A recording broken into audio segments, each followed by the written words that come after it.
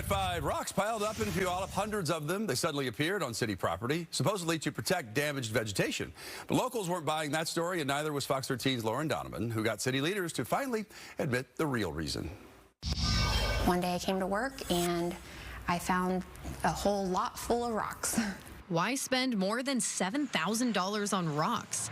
The city of Puyallup says they did it to protect vegetation on this small strip of grass along Spring Street. Vegetation, like, I'm not falling for that. They didn't clean the grass out, they just dumped the rocks.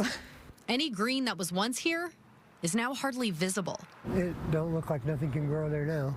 Gardeners I talked to say putting rocks directly on top of grass just chokes it out. Yeah, they're huge. Nothing's going to grow in between those things. All these rocks, hundreds of them, were placed right across the street from a homeless resource center. So is vegetation what this is all really about? Looks like the city put a bunch of rocks in there to dissuade people from hanging out. Pierce County raised Michael Dolan tells me he's been living on the streets. No, I didn't ask to be homeless. It just happened.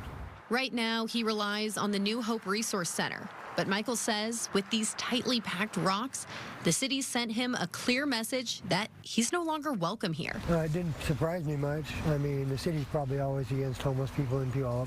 Initially, the city told me this was all about preventing property damage. But when I pressed further, they admitted these boulders were indeed dropped here to keep the unhoused out. It's been a constant struggle with the city trying to find a solution. According to the city, business owners like Jessica Kingsbury were complaining about the crowds, and this was their solution. Jessica runs the hair salon right next to the resource center. The rocks have stopped them from sitting up in that lot.